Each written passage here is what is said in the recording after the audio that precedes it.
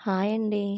నిన్నైతే Ganapati laddu lucky draw తగిలిందని video అయితే పెట్టాను కదండీ!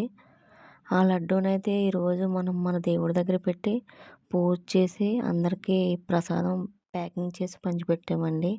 చాలా సంతోషంగా అయితే అనిపించింది.